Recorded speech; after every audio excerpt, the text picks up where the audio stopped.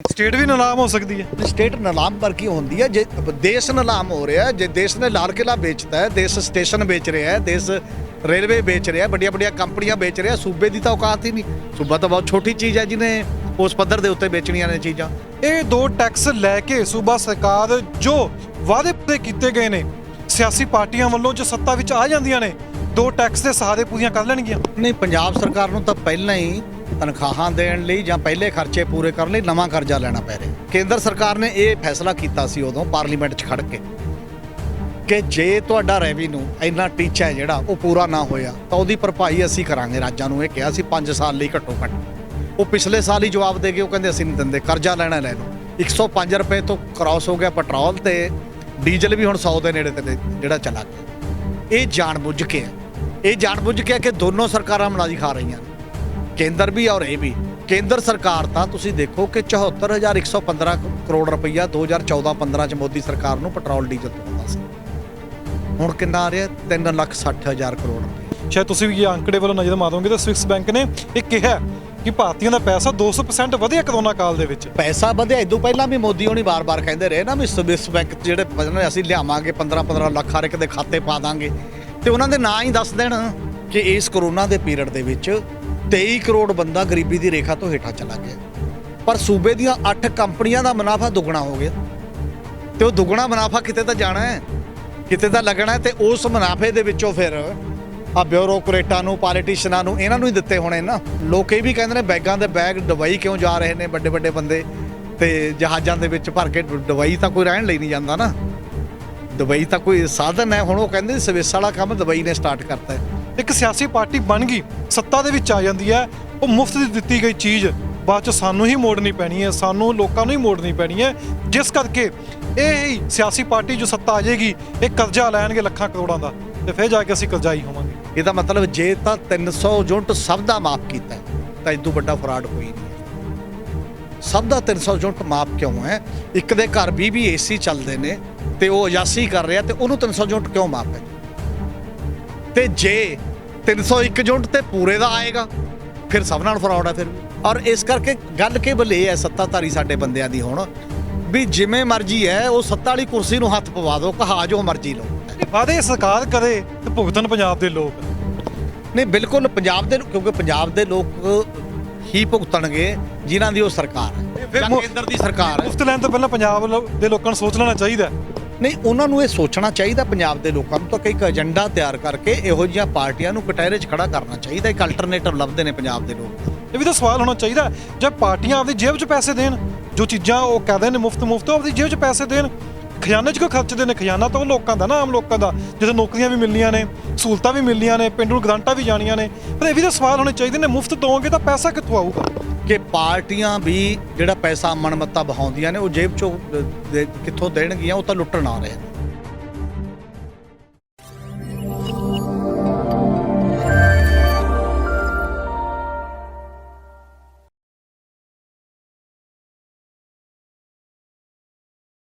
ਦੋ 2022 ਦੇ ਵਿੱਚ ਚੋਣਾਂ ਨੇ ਪੰਜਾਬ 'ਚ ਉਸ ਤੋਂ ਪਹਿਲਾਂ ਹੀ ਕਈ ਸਿਆਸੀ ਪਾਰਟੀਆਂ ਨੇ ਵਾਅਦੇ ਕੀਤੇ ਨੇ, ਫ੍ਰੀ ਨੂੰ ਲੈ ਕੇ ਵੀ ਵਾਅਦੇ ਕੀਤੇ ਨੇ, ਨੌਕਰੀ ਨੂੰ ਲੈ ਕੇ ਵੀ ਵਾਅਦੇ ਕੀਤੇ ਨੇ। ਇੱਕ ਬਹੁਤ ਹੀ ਗੰਭੀਰ ਸਵਾਲ ਹੈ। ਸਾਡਾ ਪਹਿਲਾ ਮੁੱਦਾ ਇਹੀ ਹੈ ਕਿ ਪੰਜਾਬ ਸਰਕਾਰ ਨੂੰ ਜੋ ਟੈਕਸ ਇਕੱਠਾ ਹੁੰਦਾ ਉਹ ਦੋ ਚੀਜ਼ਾਂ ਦਾ ਟੈਕਸ ਇਕੱਠਾ ਹੁੰਦਾ, ਇੱਕ ਪੈਟਰੋਲ ਤੋਂ ਤੇ ਦੂਸਰੀ ਸ਼ਰਾਬ ਤੋਂ।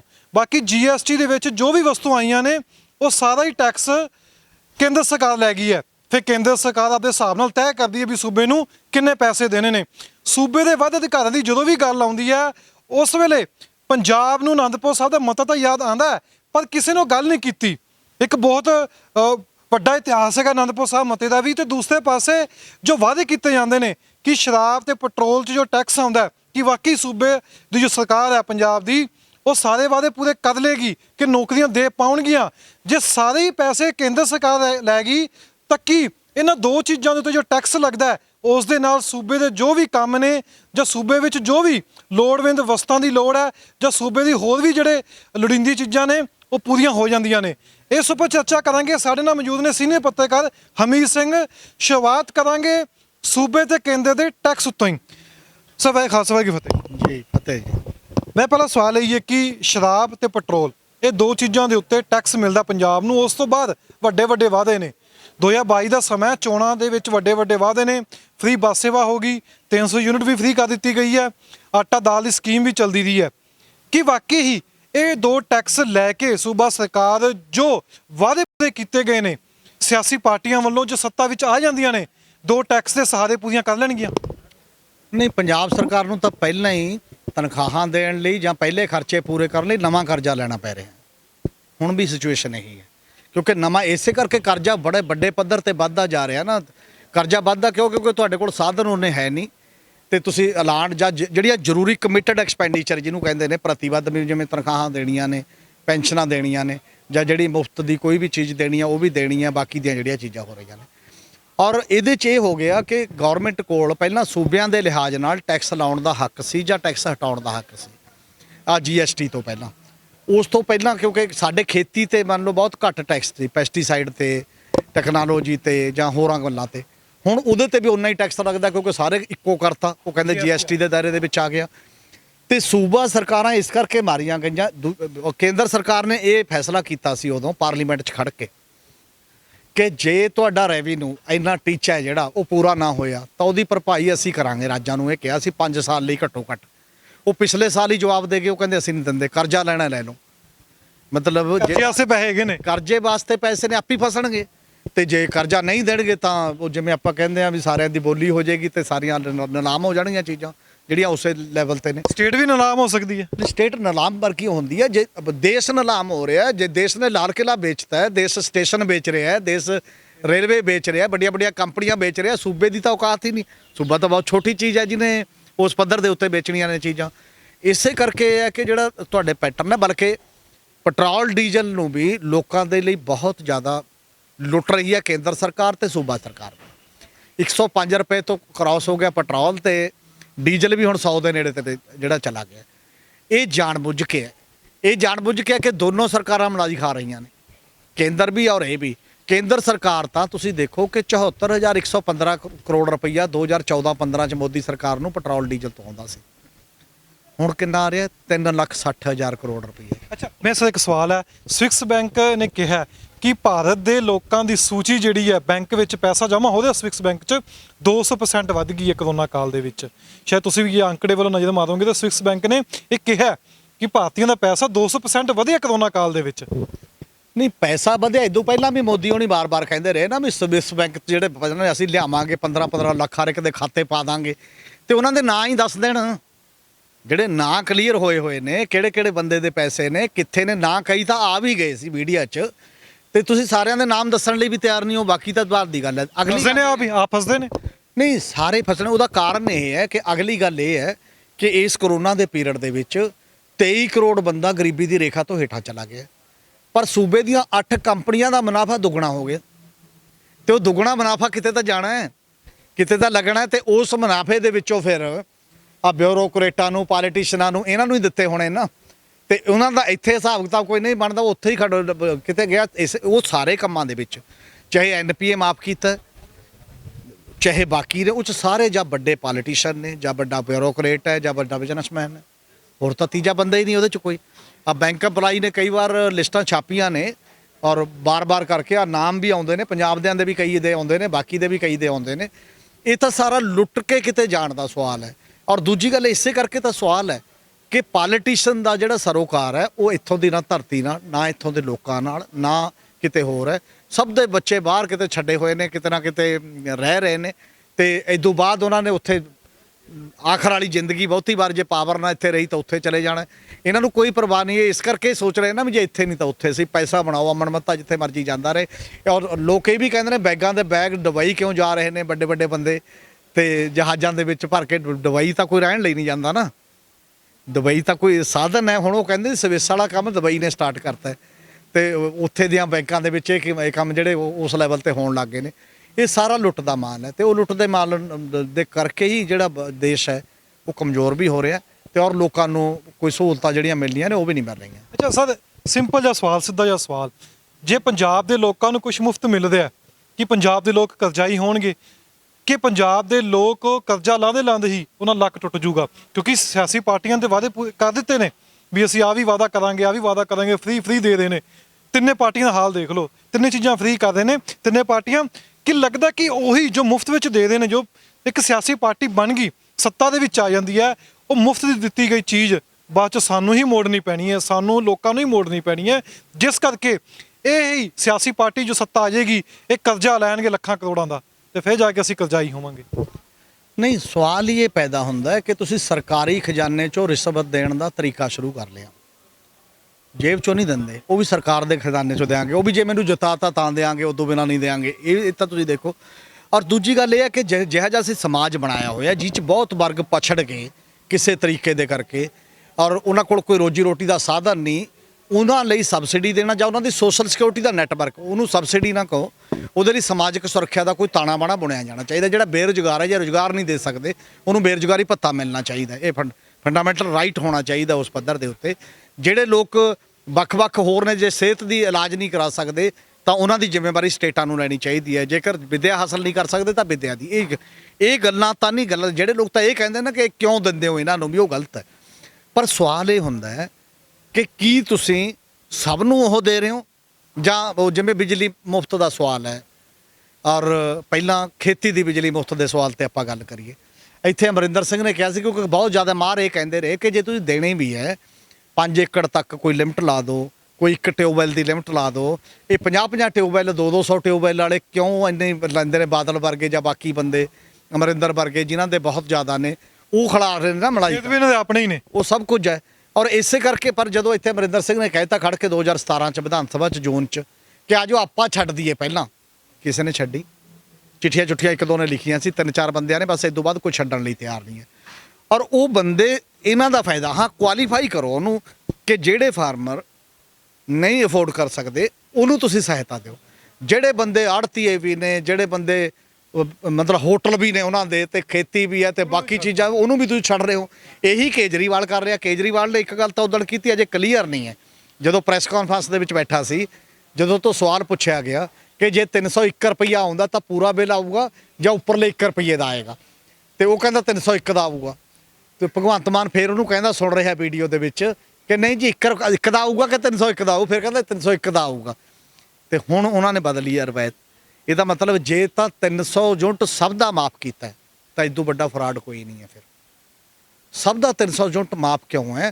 ਇੱਕ ਦੇ ਘਰ 20 ਏਸੀ ਚੱਲਦੇ ਨੇ ਤੇ ਉਹ 81 ਕਰ ਰਿਹਾ, ਤੇ ਉਹਨੂੰ 300 ਯੂਨਿਟ ਕਿਉਂ ਮਾਫ ਹੈ ਜੀ? ਤੇ ਜੇ 301 ਯੂਨਿਟ ਤੇ ਪੂਰੇ ਦਾ ਆਏਗਾ, ਫਿਰ ਸਭ ਨਾਲ ਫਰਾਡ ਹੈ। ਫਿਰ ਵੀ ਦੋਏ ਗੱਲਾਂ ਤੋਂ ਫਰਾਡ ਹੈ।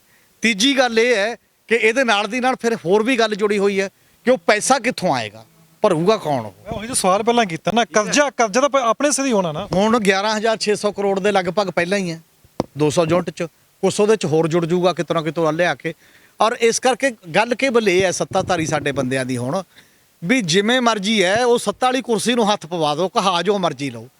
ਔਰ ਜੇਕਰ ਇਹ ਉਹਨਾਂ ਸਾਹਮਣੇ ਜਵਾਬਦੇਹੀ ਨਾ ਹੋਵੇ ਜਾਂ ਇਸ ਲੈਵਲ ਦਾ ਸੈਟਅਪ ਨਾ ਬਣਾਇਆ ਗਿਆ ਕਿ ਜੋ ਉਹ ਝੂਠ ਤੂਫਾਨ ਬੋਲਦੇ ਨੇ ਉਸ ਤੋਂ ਬਾਅਦ ਉਹ ਇੰਪਲੀਮੈਂਟ ਨਹੀਂ ਹੋਣਾ, ਤਾਂ ਜੇ ਇੰਪਲੀਮੈਂਟ ਹੋਣਾ ਤਾਂ ਜਿਹੜਾ ਲਾਸ ਸੂਬੇ ਨੂੰ ਹੋਰ ਤਰ੍ਹਾਂ ਦਾ ਹੋਏਗਾ। ਹੁਣ ਵੀ ਜਿਹੜੇ ਸਾਰੇ ਕਿਤੇ ਦੀਆਂ ਮਾਫੀਆਂ ਜਾਂ ਜੋ ਵੀ ਤੁਸੀਂ ਕਰੋਗੇ, ਉਹ ਸਾਰਾ ਭਰਦਾ ਕਿੱਥੋਂ ਹੈ? ਫਿਰ ਸਟੇਟ ਤਾਂ ਲੋਕਾਂ ਦੇ ਟੈਕਸ ਨਾਲ ਹੀ ਚੱਲਣੀ ਹੈ ਨਾ। ਇਨਡਾਇਰੈਕਟ ਟੈਕਸ ਬਹੁਤ ਵੱਡੇ ਪੱਧਰ ਤੇ ਵੱਧ ਰਿਹਾ ਹੈ ਤੇ ਡਾਇਰੈਕਟ ਟੈਕਸ ਘਟ ਰਿਹਾ ਹੈ। ਦੋਨੋਂ ਟੈਕਸਾਂ ਦਾ ਮਤਲਬ ਫਿਰ ਇਹ ਹੈ ਕਿ ਇਨਡਾਇਰੈਕਟ ਟੈਕਸ ਆਮ ਲੋਕਾਂ ਤੇ ਲੱਗਦਾ ਹੈ, ਡਾਇਰੈਕਟ ਟੈਕਸ ਆਮਦਨ ਤੋਂ ਉੱਪਰ ਵਾਲੇ ਬੰਦਿਆਂ ਤੇ ਲੱਗਦਾ ਹੈ। ਇਹ ਹਰ ਸਰਕਾਰ ਦਾ ਵਰਤਾਰਾ ਹੈ। ਵਾਅਦੇ ਸਰਕਾਰ ਕਰੇ ਤੇ ਭੁਗਤਣ ਪੰਜਾਬ ਦੇ ਲੋਕ। ਨਹੀਂ, ਬਿਲਕੁਲ ਪੰਜਾਬ ਦੇ, ਕਿਉਂਕਿ ਪੰਜਾਬ ਦੇ ਲੋਕ ਹੀ ਭੁਗਤਣਗੇ ਜਿਨ੍ਹਾਂ ਦੀ ਉਹ ਸਰਕਾਰ ਹੈ ਜਾਂ ਕੇਂਦਰ ਦੀ ਸਰਕਾਰ ਹੈ। ਮੁਫਤ ਲੈਣ ਤੋਂ ਪਹਿਲਾਂ ਪੰਜਾਬ ਦੇ ਲੋਕਾਂ ਨੂੰ ਸੋਚ ਲੈਣਾ ਚਾਹੀਦਾ। ਨਹੀਂ, ਉਹਨਾਂ ਨੂੰ ਇਹ ਸੋਚਣਾ ਚਾਹੀਦਾ ਪੰਜਾਬ ਦੇ ਲੋਕਾਂ ਨੂੰ, ਤਾਂ ਕਿ ਇੱਕ ਏਜੰਡਾ ਤਿਆਰ ਕਰਕੇ ਇਹੋ ਜਿਹੀਆਂ ਪਾਰਟੀਆਂ ਨੂੰ ਕਟਹਿਰੇ 'ਚ ਖੜਾ ਕਰਨਾ ਚਾਹੀਦਾ। ਇੱਕ ਅਲਟਰਨੇਟਿਵ ਲੱਭਦੇ ਨੇ ਪੰਜਾਬ ਦੇ ਲੋਕ। ਤਾਂ ਲੋਕਾਂ ਦਾ ਇਕੱਲਾ ਗੱਲ ਨਹੀਂ, ਪੰਜਾਬ ਦੇ ਲੋਕ ਤਲਾਸ਼ 'ਚ ਨੇ ਕੋਈ ਚੰਗਾ ਬਦਲ ਸਾਡੇ ਸਾਹਮਣੇ ਆਵੇ। ਪਰ ਉਹ ਬਦਲ ਕਈ ਵਾਰ ਖਲਾ 'ਚੋਂ ਨਹੀਂ ਆਉਂਦਾ। ਮੋਰਚੇ 'ਚੋਂ ਵੀ ਲੋਕਾਂ ਦੀ ਉਮੀਦ ਹੈ ਕਿ ਸ਼ਾਇਦ ਉੱਥੋਂ ਆ ਜੇ ਕਿਸੇ ਨਾ ਕਿਸੇ ਰੂਪ ਦੇ ਵਿੱਚ। ਪਰ ਮੋਰਚਾ ਇੱਕ ਕੰਮ ਤਾਂ ਕਰ ਰਿਹਾ। ਹੁਣ ਇਹਨਾਂ ਨੂੰ ਇਹ ਪਤਾ ਲੱਗਣਾ ਚਾਹੀਦਾ ਸਭ ਨੂੰ ਕਿ ਹੁਣ ਇਹ ਸੌਖਾ ਕੰਮ ਨਹੀਂ ਹੈ ਕਿ ਤੁਸੀਂ ਵਾਅਦਾ ਕਰਕੇ ਮੁੱਕਰ ਕੇ ਨਹੀਂ ਜਾਓਗੇ। ਆ ਜਿਹੜੇ ਐਮਐਲਏ ਨਾਲ ਹੋ ਰਿਹਾ ਹੈ, ਜਿਹੜੇ ਮੰਤਰੀਆਂ ਨਾਲ ਹੋ ਰਿਹਾ ਹੈ, ਇਹਦੇ ਤੋਂ ਇਹ ਗੱਲ ਤਾਂ ਸਮਝ ਲੈਣੀ ਚਾਹੀਦੀ ਹੈ ਵੀ ਜਦੋਂ ਲੋਕਾਂ ਦਾ ਇਕੱਠ ਹੋ ਗਿਆ ਔਰ ਜਾਗਰੂਕ ਹੋ ਗਏ, ਉਦੋਂ ਸਵਾਲ ਕਰਨਗੇ। ਸਵਾਲ ਕਰਨ ਦਾ ਮਤਲਬ ਹੈ ਕਟਹਿਰੇ 'ਚ ਖੜਾ ਕਰਨਾ। ਇਹ 5 ਸਾਲ ਬਾਅਦ ਨਹੀਂ ਸਵਾਲ ਕਰਨਗੇ, ਹੁਣ ਹਰ ਮਹੀਨੇ ਬਾਅਦ ਸਵਾਲ ਖੜੇ ਕਰਨ ਦਾ ਸਵਾਲ ਮਤਲਬ ਗੱਲ ਹੈ। ਕੇਜਰੀਵਾਲ ਵਰਗੇ ਬੰਦੇ ਜਿਹੜੇ ਨੇ, ਜਾਂ ਜਿਹੜਾ ਚਾਹੇ ਸੁਖਬੀਰ ਬਾਦਲ ਵਰਗਾ ਬੰਦਾ ਹੈ, ਜਾਂ ਚਾਹੇ ਅਮਰਿੰਦਰ ਸਿੰਘ ਹੈ, ਜਿਹੜੇ ਵੀ ਬੰਦੇ ਨੇ ਮੰਨ ਲਓ, ਉਹਨਾਂ ਨੂੰ ਇਹਦਾ ਮਤਲਬ ਰੋਗ ਦੀ ਡਾਇਗਨੋਜ਼ ਕਰਨਾ ਹੀ ਅਜੇ ਤੱਕ ਨਹੀਂ ਆ ਰਿਹਾ। ਜਿਹੜੇ ਡਾਕਟਰ ਨੂੰ ਬੰਦੇ ਦਾ ਇਹ ਡਾਇਗਨੋਜ਼ ਨਹੀਂ ਹੋ ਰਿਹਾ ਬਿਮਾਰੀ ਕੀ ਹੈ, ਤਾਂ ਬੰਦਾ ਮਾਰੂਗਾ ਤੇ ਬੰਦੇ ਦਾ ਇਲਾਜ ਕਿਵੇਂ ਕਰ ਦਊਗਾ? ਪੰਜਾਬ ਦੀ ਲੋੜ ਕੀ ਹੈ ਇਹ ਤਾਂ ਦੇਖੋ।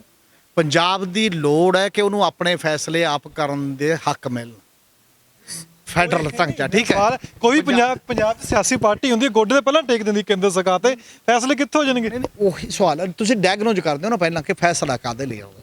ਇੱਕ ਤਾਂ ਪੰਜਾਬ ਦੀ ਲੋੜ ਹੈ ਕਿ ਪੰਜਾਬ ਦੇ ਫੈਡਰਲ ਸਟਰਕਚਰ ਮਜ਼ਬੂਤ ਹੋਵੇ, ਖੇਤਰੀ ਮਤਲਬ ਸਟੇਟ ਨੂੰ ਇਹ ਹੱਕ ਹੋਵੇ ਕਿ ਉਹ ਆਪਣੇ ਫੈਸਲੇ ਆਪ ਕਰ ਸਕੇ, ਕੇਂਦਰੀਕਰਨ ਦੇ ਖਿਲਾਫ ਫੈਡਰਲਿਜ਼ਮ ਹੋਵੇ। ਦੂਜੀ ਗੱਲ ਇਹ ਹੈ ਕਿ ਪੰਜਾਬ ਦੀ ਲੋੜ ਹੈ ਕਿ 73ਵੀਂ ਤੇ 74ਵੀਂ ਸੰਵਿਧਾਨਕ ਸੋਧ, ਜਿਹੜੀ 73ਵੀਂ ਪੰਚਾਇਤੀ ਰਾਜ ਸੰਸਥਾਵਾਂ, ਜਿੱਥੇ 29 ਡਿਪਾਰਟਮੈਂਟ ਪੰਚਾਇਤਾਂ ਦੇ ਹਵਾਲੇ ਕਰਨੇ ਨੇ, ਜਿੱਥੇ ਉਹਨਾਂ ਦੇ ਮੁਲਾਜ਼ਮ ਹਵਾਲੇ ਕਰਨੇ ਨੇ, ਜਿੱਥੇ ਉਹਨਾਂ ਪੈਸਾ ਹਵਾਲੇ ਕਰਨਾ ਹੈ, ਤੇ ਉਹ ਅੱਜ ਤੱਕ ਤੁਸੀਂ ਦੱਬੀ ਕਿਉਂ ਬੈਠੇ ਹੋ? ਉਹ ਟਰਾਂਸਫਰ ਕਿਵੇਂ ਹੋਣਾ ਹੈ? ਇਸੇ ਤਰ੍ਹਾਂ ਸ਼ਹਿਰ ਦੇ 18 ਡਿਪਾਰਟਮੈਂਟ ਜਿਹੜੇ ਦੇਣੇ ਨੇ ਤੇ ਉਹ ਉਹਨਾਂ ਦੇ ਹਵਾਲੇ ਕਰਨੇ ਨੇ, ਉਹ ਕਦੋਂ ਦਿਓਗੇ? ਇਹ ਇੰਪਾਵਰਮੈਂਟ ਆਫ ਪੀਪਲ, ਇਹ ਉਹ ਦਿੱਤੇ ਬਿਨਾ ਨਹੀਂ ਚੱਲਣਾ ਕੰਮ ਪੰਜਾਬ ਦਾ। ਇਹ ਬਹੁਤ ਵੱਡਾ ਸਵਾਲ ਹੈ ਤੇ ਪੰਜਾਬ ਦੀ ਲੋੜ ਹੈ ਕਿ ਇਹ ਪੈਡੀ ਤੇ ਵੀਟ ਰੋਟੇਸ਼ਨ ਚੋਂ ਨਿਕਲੇ, ਇੱਥੇ ਦੇ ਪਾਣੀ ਬਚਤ ਤੇ ਇੱਥੇ ਦਾ এনवायरमेंट ਬਚੇ। ਤੇ ਉਹਦੇ ਲਈ ਤੁਹਾਡੇ ਕੋਲ ਕੀ ਪ੍ਰੋਗਰਾਮ ਹੈ ਕਿ ਜੇ ਝੋਨੇ ਦੀ ਫਸਲ ਉਹ ਨਹੀਂ ਬੀਜਦਾ, ਦੂਜੀ ਬੀਜਦਾ ਹੈ, ਤਾਂ ਉਹਦੀ ਕੋਈ ਗਰੰਟੀ ਨਹੀਂ ਖਰੀਦਦੀ ਤੇ ਮੁੜ ਕੇ ਬੰਦੇ ਨੂੰ ਘਾਟਾ ਪੈ ਜਾਂਦਾ, ਉਹ ਸੁਸਾਈਡ ਕਰਦਾ, ਤਾਂ ਉਹ ਕਿੱਧਰ ਜਾਵੇ? ਪੰਜਾਬ ਦੀ ਲੋੜ ਹੈ ਕਿ ਇੱਥੇ ਵਿੱਦਿਆ ਦਾ ਬਰਾਬਰ ਮੌਕਾ ਮਿਲੇ, ਸਾਰੇ ਇੱਕੋ ਜਿਹੇ ਸਕੂਲਾਂ 'ਚ ਪੜ੍ਹਨ ਬੱਚੇ, ਅਲੱਗ-ਅਲੱਗ ਨਾ ਕੋਈ ਕਿਤੇ ਪੜ੍ਹ ਕੇ ਆ ਜਾਏ, ਕੋਈ ਕਿਤੇ ਪੜ੍ਹ ਕੇ ਆ ਜਾਏ, ਤਾਂ ਬਰਾਬਰੀ ਦਾ ਕਨਸੈਪਟ ਖਤਮ ਹੋ ਜਾਂਦਾ ਹੈ। ਗੁਰੂ ਨਾਨਕ ਦਾ ਜਿਹੜਾ ਬਰਾਬਰੀ ਦਾ ਕਨਸੈਪਟ ਹੈ, ਸਾਰਿਆਂ ਨੂੰ ਮਤਲਬ ਸਾਂਝੀ ਵਾਰਤਾ ਦਾ ਜਿਹੜਾ ਕਨਸੈਪਟ ਹੈ, ਉਹ ਇੱਕੋ ਜਿਹੇ ਮੌਕਿਆਂ ਨਾਲ ਜੁੜਿਆ ਹੋਇਆ ਨਾ। ਇਹ ਕਿਸੇ ਦਾ ਹੈ ਕਿ ਅਸੀਂ ਇੱਕੋ ਜਿਹੇ ਸਕੂਲ ਲਿਆਵਾਂਗੇ? ਇਲਾਹਾਬਾਦ ਹਾਈ ਕੋਰਟ ਦੀ ਜੱਜਮੈਂਟ ਹੈ 2015 ਦੀ, 18 ਅਗਸਤ 2015 ਦੀ, ਕਿ ਜਿਹੜੇ ਬੰਦੇ ਸਰਕਾਰੀ ਖਜ਼ਾਨੇ 'ਚੋਂ ਥੋੜ੍ਹਾ ਬਹੁਤ ਤਨਖਾਹ ਲੈਂਦੇ ਨੇ ਜਾਂ ਜੋ ਵੀ ਫਾਇਦਾ ਲੈਂਦੇ ਨੇ, ਚਾਹੇ ਉਹ ਮੁਲਾਜ਼ਮ ਹੈ ਚਾਹੇ ਉਹ ਪਾਲਿਟੀ, ਉਹਦੇ ਬੱਚਾ ਵੀ ਉੱਥੇ ਹੀ ਪੜ੍ਹੇਗਾ ਜਿਹੜਾ ਨੇੜਲੇ ਸਕੂਲ 'ਚ ਪੜ੍ਹੇਗਾ, ਗੁਆਂਢੀ ਸਕੂਲ 'ਚ ਪੜ੍ਹੇਗਾ। ਇਹੋ ਜਿਹਾ ਸਾਨੂੰ ਵੀ ਚਾਹੀਦਾ ਪੰਜਾਬ ਦੇ ਵਿੱਚ ਇੱਕ ਪੋਲੀਟੀਕਲ ਐਂਗਲ ਉਸ ਲੈਵਲ ਦਾ ਲਿਆਉਣਾ। ਇਹ ਪੰਜਾਬ ਦੀਆਂ ਉਸ ਪੱਧਰ ਦੀਆਂ ਕੁਝ ਜ਼ਰੂਰਤਾਂ ਨੇ। ਪੰਜਾਬ ਦੀ ਜ਼ਰੂਰਤ ਹੈ ਕਿ ਭਾਈਚਾਰਕ ਏਕਤਾ ਬਣੇ, ਦਲਤਾਂ ਦਾ, ਪਿੰਡ ਦੀਆਂ ਗ੍ਰਾਮ ਸਭਾਵਾਂ ਸਰਗਰਮ ਹੋਣ, ਉਹ ਆਪਣੇ ਫੈਸਲੇ ਆਪ ਕਰਨ ਲੱਗਣ। ਸਾਡੇ ਕੀ ਕਹਿੰਦੇ ਨੇ, ਅਸੀਂ ਡਿਪਟੀ ਸੀਐਮ ਬਣਾ ਦਾਂਗੇ, ਅਸੀਂ ਸੀਐਮ ਬਣਾ ਦਾਂਗੇ। ਇਹਦੇ ਨਾਲ ਕੀ ਹੋ ਜਾਊਗਾ? ਇਹਦੇ ਨਾਲ ਕੋਈ ਫਲ ਥੋੜ੍ਹੀ ਹੋ ਜਾਊਗਾ ਉਹਨਾਂ ਦੀ ਜ਼ਿੰਦਗੀ 'ਚ। ਉਹਨਾਂ ਨੂੰ ਤੁਸੀਂ ਮਨਰੇਗਾ ਦੇ ਵਿੱਚ 100 ਦਿਨ ਕੰਮ ਨਹੀਂ ਦੇ ਰਹੇ, ਉਹਨਾਂ ਨੂੰ ਇਹ ਜਾਗਰੂਕ ਨਹੀਂ ਕਰ ਰਹੇ ਕਿ ਭਾਈ ਅਰਜੀ ਦਿੱਤੇ ਬਿਨਾਂ ਕੰਮ ਨਹੀਂ ਮਿਲਣਾ, ਔਰ ਅਥਾਰਟੀ ਲੈਟਰ ਨਹੀਂ ਦੇ ਰਹੇ, ਨਿਯੁਕਤੀ ਪੱਤਰ ਨਹੀਂ ਦੇ ਰਹੇ। ਸਾਰੇ ਬੰਦੇ ਵਿਚਾਰਿਆਂ ਨੂੰ 100 ਦਿਨ ਦੀ ਸੰਵਿਧਾਨਕ ਗਰੰਟੀ ਦੇਤੀ ਹੈ, ਉੱਤੇ ਉਹ ਮਾਰੇ ਫਿਰ ਰਹੇ ਨੇ। ਇਹ ਪੰਜਾਬ ਦੀਆਂ ਕੁਝ ਜ਼ਰੂਰਤਾਂ ਨੇ। ਇਹਨਾਂ ਜ਼ਰੂਰਤਾਂ ਵਾਲੇ ਏਜੰਡੇ ਤੋਂ ਬਿਨਾਂ ਕੋਈ ਕਿਵੇਂ ਪੰਜਾਬ ਨੂੰ ਅੱਗੇ ਲੈ ਜਾਊਗਾ? ਹੁਣ ਜਾਗਰੂਕ ਹੋ ਰਹੇ ਨੇ ਲੋਕ, ਆਪਾਂ ਕਿਸਾਨੀ ਮੋਰਚਾ ਲੱਗਿਆ, ਸਵਾਲ ਹੁੰਦੇ ਨੇ, ਜਿਵੇਂ ਤੁਸੀਂ ਜ਼ਿਕਰ ਕਰਦੇ ਹੋ ਕਿ ਹੁਣ ਹਰ ਇੱਕ ਐਮਐਲਏ ਨੂੰ ਕੋਈ ਲੀਡਰ ਚਲਾ ਜਾਂਦਾ ਪਿੰਡਾਂ ਦੇ ਵਿੱਚ, ਪਕੜਦੇ ਨੇ। ਪਹਿਲਾਂ ਤਾਂ ਪਕੜਦੇ ਨੇ ਕਿ 3 ਕਾਲੇ ਕਾਨੂੰਨ ਰੱਦ ਕਰੋ, ਫਿਰ ਸਵਾਲ ਪੁੱਛਦੇ ਨੇ ਵੀ ਸਾਡੇ ਲਈ ਕੀਤਾ ਕਿ ਚੇਤਨ ਆ ਰਿਹਾ ਇੱਕ ਵੀ ਲੋਕਾਂ ਵਿੱਚ ਉਹ ਚੀਜ਼ਾਂ ਜਾ ਰਹੀਆਂ ਨੇ ਵੀ ਸਾਨੂੰ ਸਵਾਲ ਕਰਨੇ ਚਾਹੀਦੇ ਨੇ। ਉਹ ਸਭ ਤੋਂ ਵੱਡੀ ਗੱਲ ਹੈ ਵੀ ਹੁਣੇ ਸਪੀਚਾਂ ਸੁਣਦੇ ਸੀ ਅਲੱਗ-ਅਲੱਗ ਬੁੱਧੀਜੀਵੀ ਦੀਆਂ, ਇੱਕੋ ਟੀਚਾ ਰਿਹਾ ਕਿ ਗ੍ਰਾਮ ਸਭਾ ਜੋ ਪਿੰਡ ਦੀ ਗ੍ਰਾਮ ਸਭਾ ਹੈ ਉਸ ਵੇਲੇ ਹੁਲਾਰਾ ਦਿੱਤਾ ਜਾਵੇ। ਲੋਕਾਂ ਨੂੰ ਪਤਾ ਹੋਣਾ ਚਾਹੀਦਾ ਵੀ ਗ੍ਰਾਮ ਸਭਾ ਵਿੱਚ ਕਿਹੜੇ-ਕਿਹੜੇ ਕੰਮ ਹੁੰਦੇ ਨੇ, ਕਿ ਇਸ ਪੱਖੋਂ ਲੋਕੀ ਸੋਚਣਗੇ ਜੇ ਸ਼ੁਰੂਆਤ ਪਿੰਡਾਂ ਵਿੱਚ ਹੁੰਦੀ ਹੈ, ਸ਼ਹਿਰ ਵਿੱਚ ਤਾਂ ਕੰਮ ਥੋੜਾ ਹੋਰ ਸੌਖਾ ਹੋ ਜਾਊਗਾ। ਨਹੀਂ, ਬਿਲਕੁਲ। ਇਸੇ ਕਰਕੇ ਅੱਜ ਇੱਥੇ ਵੀ ਜੋ ਗੱਲਬਾਤਾਂ ਹੋ ਰਹੀਆਂ ਨੇ ਕਿ ਕਿਸਾਨ ਅੰਦੋਲਨ ਨੇ ਲੋਕਾਂ ਨੂੰ ਜਾਗਰੂਕ ਕੀਤਾ, ਇੱਕ ਜਾਗ ਲਾਈ ਹੈ ਤੇ ਇੱਕ ਭਰੋਸਾ ਦਿੱਤਾ ਕਿ ਤੁਸੀਂ ਸਵਾਲ ਕਰੋ, ਅਸੀਂ ਤੁਹਾਡੇ ਨਾਲ ਆ। ਕਿਸੇ ਦੀ ਹਿੰਮਤ ਨਹੀਂ ਪਰਚਾ ਦਰਜ ਕਰਾਉਣ ਦੀ, ਕਿਸੇ ਦੀ ਹਿੰਮਤ ਉਹ ਨਹੀਂ। ਇੱਕ ਤਾਂ ਪਹਿਲਾ ਕੰਮ ਤਾਂ ਹੋ ਚੁੱਕਿਆ, ਦੂਜਾ ਕੰਮ ਇਹਦੇ ਨਾਲ ਇਹ ਜੋੜਨ ਦਾ ਸਵਾਲ ਹੈ ਕਿ ਹੁਣ ਹੋਰ ਚੀਜ਼ਾਂ ਦੀ ਜਾਣਕਾਰੀ ਵੀ ਉਹਨਾਂ ਨੂੰ ਮਿਲੇ ਕਾਨੂੰਨਾਂ ਦੇ ਨਾਲ। ਕਿਸਾਨ 32 ਜਥੇਬੰਦੀਆਂ ਨੇ ਫੈਸਲਾ ਕੀਤਾ ਸੀ ਇੱਕ ਸਮੇਂ, ਜਦੋਂ ਪਹਿਲਾ ਪੜਾਅ ਸੀ, ਜਦੋਂ ਜੇ ਦਿੱਲੀ ਨਹੀਂ ਗਏ, ਕਿ ਆਪਾਂ ਗ੍ਰਾਮ ਸਭਾਵਾਂ ਤੋਂ ਮਤੇ ਪਵਾ ਕੇ ਵੀ ਭੇਜੋ ਕਿ ਕਾਨੂੰਨ ਵਾਪਸ ਹੋਣੇ ਚਾਹੀਦੇ ਨੇ, ਕਿਉਂਕਿ ਉਹ ਸੰਵਿਧਾਨਕ ਸੰਸਥਾ, ਉਹ ਵੀ ਪਿੰਡ ਦੀ ਪਾਰਲੀਮੈਂਟ ਹੈ। ਉਹ ਗ੍ਰਾਮ ਸਭਾ 'ਚ ਨਾ ਚੋਣ ਹੋਣੀ ਆ, ਹਰ ਵੋਟਰ ਉਹਦਾ ਮੈਂਬਰ ਹੈ ਪੱਕੇ ਤੌਰ ਤੇ। ਜਿੰਨੀਆਂ ਵੀ ਸਕੀਮਾਂ ਨੇ ਉਹ 100% ਸਕੀਮਾਂ ਥਰੂ ਗ੍ਰਾਮ ਸਭਾ ਪਿੰਡ 'ਚ ਲਾਗੂ ਹੋਣੀਆਂ ਨੇ। ਪਰ ਕਿਉਂਕਿ ਗ੍ਰਾਮ ਸਭਾ ਸਰਗਰਮ ਹੈ ਨਹੀਂ, ਉਹਦੇ ਬਾਰੇ ਜਾਣਕਾਰੀ ਉਹ ਹੈ ਨਹੀਂ, ਲੋਕ ਇਕੱਠੇ ਬੈਠ ਕੇ ਸੋਚਣਾ ਹੀ ਬੰਦ ਕਰ ਗਏ ਨੇ, ਹੈ ਨਹੀਂ।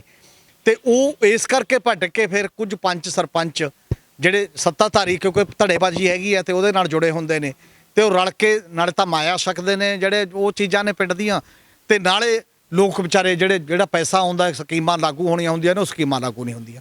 ਜਿਹੜੇ ਸੁਹਿਰਦ ਵੀ ਨੇ ਪੰਚ ਸਰਪੰਚ, ਜਿਹੜੇ ਚੰਗਾ ਕਰਨਾ ਵੀ ਚਾਹੁੰਦੇ ਨੇ, ਉਹਨਾਂ ਨੂੰ ਵੀ ਇਹ ਸਮਝ ਨਹੀਂ ਕਿ ਮੈਂ ਗ੍ਰਾਮ ਸਭਾ ਦੇ ਰਾਹੀਂ ਕਰਨਾ ਤੇ ਮੇਰਾ ਇਹਦੇ 'ਚ ਫਾਇਦਾ ਹੈ, ਉਹ ਵੀ ਕਿਤੇ ਨਾ ਕਿਤੇ ਹੋਰ ਪਾਸੇ ਲੱਗੇ ਹੋਏ ਨੇ।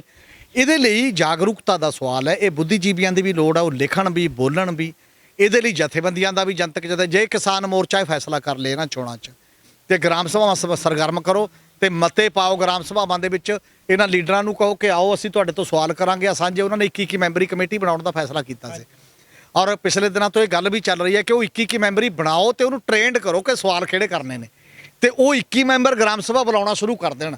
ਗ੍ਰਾਮ ਸਭਾ ਦੇ ਹੇਠਲੇ ਲੀਡਰ ਤੋਂ ਪੁੱਛਣ ਜਿਹੜੇ ਬੰਦੇ ਇਹਨਾਂ ਪਾਰਟੀਆਂ ਨਾਲ ਜੁੜੇ ਹੋਏ ਨੇ, ਜੇ ਪਾਰਟੀਆਂ ਦੇ ਬੰਦੇ ਛੱਡ ਕੇ ਨਾ ਭੱਜਣ ਲੱਗ ਗਏ, ਜਿਵੇਂ ਅੰਦੋਲਨ ਜਦੋਂ ਪੂਰਾ ਇੱਥੇ ਪੀਕ ਤੇ ਸੀ ਨਾ, ਉਦੋਂ ਵੀ ਅਸਤੀਫੇ ਦੇਣੇ ਸ਼ੁਰੂ ਕਰ ਗਏ ਸੀ ਲੋਕ ਅਕਾਲੀ ਦਲ ਤੋਂ ਵੀ ਨਹੀਂ ਤਾਂ ਇਹਦੀ ਹਮਾਇਤ ਕਰੋ, ਨਹੀਂ ਅਸੀਂ ਤੁਹਾਡੇ ਨਾਲ ਨਹੀਂ ਆ। ਉਵੇਂ ਹੀ ਗਰਾਊਂਡ ਦਾ ਸਵਾਲ ਹੈ ਗਰਾਊਂਡ ਤੇ, ਜਦੋਂ ਉਵੇਂ ਸ਼ੁਰੂ ਹੋ ਗਿਆ ਕੰਮ ਨਾ ਫਿਰ ਸੱਤਾ ਬਦਲੇਗੀ, ਫਿਰ ਸਿਆਸਤ ਬਦਲੇਗੀ। ਅੱਛਾ, ਮੇਰੇ ਸਾਡੇ ਇੱਕ ਆਖਰੀ ਸਵਾਲ ਹੈ ਕਿ ਪਿੰਡਾਂ ਦੇ ਲੋਕਾਂ ਨੂੰ ਜਾਂ ਸ਼ਹਿਰ ਦੇ ਲੋਕਾਂ ਨੂੰ ਇਹ ਵੀ ਪੁੱਛਣਾ ਪੈਣਾ, ਤੁਸੀਂ ਮੁਫਤ ਤਾਂ ਦੇ ਰਹੇ ਹੋ, ਇਹਦਾ ਪੈਸਾ ਕਿੱਥੋਂ ਆਣਾ? ਸਾਰਾ ਵੱਡਾ ਸਵਾਲ ਤਾਂ ਪੈਸੇ ਦਾ ਨਾ। ਜੇ ਦੋ ਚੀਜ਼ਾਂ ਤੋਂ ਟੈਕਸ ਮਿਲਦਾ ਹੈ, ਸ਼ਰਾਬ ਤੇ ਪੈਟਰੋਲ ਦੇ ਉੱਤੋਂ, ਇੰਨਾ ਪੈਸਾ ਆਊਗਾ ਕਿੱਥੇ? ਕੱਲ ਨੂੰ ਇਹ ਵੀ ਸਵਾਲ ਕਰਨ ਵੀ ਸਾਡੇ ਸਿਰ ਤਾਂ ਨਹੀਂ ਕਰਜ਼ਾ ਚਾੜ ਦੋਗੇ, ਪੰਜਾਬ ਤਾਂ ਪਹਿਲਾਂ ਹੀ ਤੁਸੀਂ ਕਿਵੇਂ ਕਹਿ ਰਹੇ ਹੋ ਹਜ਼ਾਰਾਂ ਕਰੋੜ ਦਾ ਕਰਜ਼ਾਈ ਹੈਗਾ, ਕੱਲ ਨੂੰ ਹੋਰ ਕਰਜ਼ਾਈ ਹੋਊਗਾ। ਇਹ ਵੀ ਤਾਂ ਸਵਾਲ ਹੋਣਾ ਚਾਹੀਦਾ। ਜੇ ਪਾਰਟੀਆਂ ਆਪਣੀ ਜੇਬ 'ਚ ਪੈਸੇ ਦੇਣ, ਜੋ ਚੀਜ਼ਾਂ ਉਹ ਕਹਿੰਦੇ ਨੇ ਮੁਫਤ ਉਹ ਆਪਣੀ ਜੇਬ 'ਚ ਪੈਸੇ ਦੇਣ, ਖਜ਼ਾਨੇ 'ਚ ਕਿਉਂ ਖਰਚਦੇ ਨੇ? ਖਜ਼ਾਨਾ ਤਾਂ ਉਹ ਲੋਕਾਂ ਦਾ ਨਾ, ਆਮ ਲੋਕਾਂ ਦਾ, ਜਦੋਂ ਨੌਕਰੀਆਂ ਵੀ ਮਿਲਣੀਆਂ ਨੇ, ਸਹੂਲਤਾਂ ਵੀ ਮਿਲਣੀਆਂ ਨੇ, ਪਿੰਡ ਨੂੰ ਗ੍ਰਾਂਟਾਂ ਵੀ ਜਾਣੀਆਂ ਨੇ। ਪਰ ਇਹ ਵੀ ਤਾਂ ਸਵਾਲ ਹੋਣੇ ਚਾਹੀਦੇ ਨੇ, ਮੁਫਤ ਦੋਗੇ ਤਾਂ ਪੈਸਾ ਕਿੱਥੋਂ ਆਊਗਾ? ਨਹੀਂ, ਮੈਨੂੰ ਲੱਗਦਾ ਸਭ ਤੋਂ ਪਹਿਲਾ ਸਵਾਲ ਇਹ ਹੋਣਾ ਚਾਹੀਦਾ ਕਿ ਇਹ ਚੀਜ਼ਾਂ ਤਾਂ ਕੁਝ ਮੁਫਤ ਵੀ ਕੁਝ ਹੋਰ ਬਾਕੀ ਦੇ ਕੇ ਦੇਖ ਲਈ, ਇਹਦੇ ਨਾਲ ਤਾਂ ਸਾਡਾ ਸਰਿਆ ਨਹੀਂ ਹੈ ਨਾ, ਮੁਫਤ ਨਾਲ ਨਹੀਂ ਤਾਂ। ਦੂਜੀ ਗੱਲ ਇਹ ਹੈ ਇਹਦੇ ਨਾਲ ਜੁੜੀ ਹੋਈ ਕਿ ਪਾਰਟੀਆਂ ਵੀ ਜਿਹੜਾ ਪੈਸਾ ਮਨਮੱਤਾ ਬਹਾਉਂਦੀਆਂ ਨੇ ਉਹ ਜੇਬ 'ਚੋਂ ਕਿੱਥੋਂ ਦੇਣਗੀਆਂ? ਉਹ ਤਾਂ ਲੁੱਟਣ ਆ ਰਹੇ ਨੇ, ਉਹ ਤਾਂ ਜਿਹੜਾ ਮਾੜਾ ਮੋਟਾ ਹੈ ਉਹਦੇ 'ਚੋਂ ਵੀ ਹਿੱਸਾ ਬਣਾਉਣ ਆ ਰਹੇ ਨੇ। ਜਾਂ ਕਾਰਪੋਰੇਟ ਦੇ ਦੇਗਾ ਮੇਨ ਪਾਰਟੀਆਂ ਨੂੰ, ਮੰਨ ਲਓ ਕਾਰਪੋਰੇਟ ਵੀ ਕੁਝ ਹੱਦ ਤੱਕ ਇੱਕ ਵਾਰ ਦੇ ਦੇ ਵੀ ਇਹਨੂੰ ਸੱਤਾ ਚਲਾਓ, ਚੱਲ 2 ਮਹੀਨੇ ਦੇ ਵੀ ਦਿਓ, ਉਹ ਜਿਹੜਾ ਇੱਕ ਵਰਤਾਰਾ ਉਹ ਹੋਰ ਤਰ੍ਹਾਂ ਦਾ ਵਰਤਾਰਾ ਹੈ। ਮੈਨੂੰ ਇਹ ਲੱਗਦਾ ਕਿ ਲੋਕਾਂ ਦੀ ਜਾਗਰੂਕਤਾ ਇਸ ਹੱਦ ਤੱਕ ਹੋਣੀ ਚਾਹੀਦੀ ਹੈ ਕਿ ਤੇਰੇ ਕੋਲ ਸਾਡੇ ਰੁਜ਼ਗਾਰ ਦਾ ਕੀ ਸਾਧਨ ਹੈ, ਰੁਜ਼ਗਾਰ ਦੇ, ਸਾਨੂੰ ਫ੍ਰੀ ਦੀ ਲੋੜ ਹੀ ਨਹੀਂ। ਜੇ ਮੈਨੂੰ ਉਨੇ ਪੈਸੇ ਦਾ ਰੁਜ਼ਗਾਰ ਤੂੰ ਦੇ ਦਿੰਦਾ ਤਾਂ ਮੈਂ ਆਪ ਹੀ ਕਮਾ ਕੇ ਖਾ ਲੂੰਗਾ। ਬੁਨਿਆਦੀ ਸਵਾਲ ਫ੍ਰੀ ਤੇ ਹੱਕ ਦੋ 'ਚ ਹੈ। ਮੇਰਾ ਹੱਕ ਬਣਨਾ ਚਾਹੀਦਾ ਸੰਵਿਧਾਨਕ ਕਿ ਮੈਨੂੰ ਆਪਣੀ ਯੋਗਤਾ ਮੁਤਾਬਕ ਰੁਜ਼ਗਾਰ ਮਿਲੇ ਔਰ ਮੈਂ ਖੈਰਾਤ ਨਹੀਂ ਲਊਂਗਾ ਉਸ ਪੱਧਰ ਦੇ ਉੱਤੇ। ਜੇ ਲੜਾਈ ਹੱਕ ਤੇ ਹੁੰਦੀ ਆ, ਅਧਿਕਾਰ ਤੇ ਹੁੰਦੀ ਆ, ਤਾਂ ਇਹ ਵੱਡੀ ਤੇ ਹੋਰ ਟਾਈਪ ਦੀ ਲੜਾਈ ਹੋਏਗੀ। ਹਾਂ, ਫਾਰ ਦੀ ਟਾਈਮਿੰਗ ਉਹ ਵੀ ਡੈਡਲਾਈਨ ਹੋਏਗੀ ਕਿ ਇੰਨੇ ਸਮੇਂ ਲਈ ਫਲਾਣੇ ਬੰਦੇ ਨੂੰ ਕੋਈ ਰਿਆਇਤ ਦੀ ਲੋੜ ਹੈ, ਕੋਈ ਬਾਕੀ ਚੀਜ਼ ਦੀ ਲੋੜ ਹੈ, ਉਹ ਦਿੱਤੀ ਜਾ ਸਕਦੀ ਹੈ।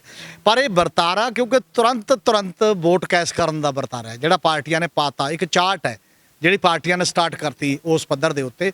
ਔਰ ਇਹਦੇ ਤੋਂ ਜਦੋਂ ਲੋਕ ਸਿਆਣੇ ਹੋ ਗਏ, ਜਦੋਂ ਹੱਕ ਮੰਗਣ ਲੱਗੇ ਰੁਜ਼ਗਾਰ ਦੇ ਰੂਪ ਦੇ ਵਿੱਚ, ਇਹਨੂੰ ਬੁਨਿਆਦੀ ਗੱਲ ਕਰਨ ਲੱਗੇ, ਤਾਂ ਪਾਰਟੀਆਂ ਦਾ ਮੇਰੇ ਖਿਆਲ ਇਹਨਾਂ ਕੋਲ ਕੋਈ ਬਚਣਾ ਹੀ ਨਹੀਂ ਹੈ ਕੁਝ ਹੋਰ ਕਹਿਣ ਲਈ।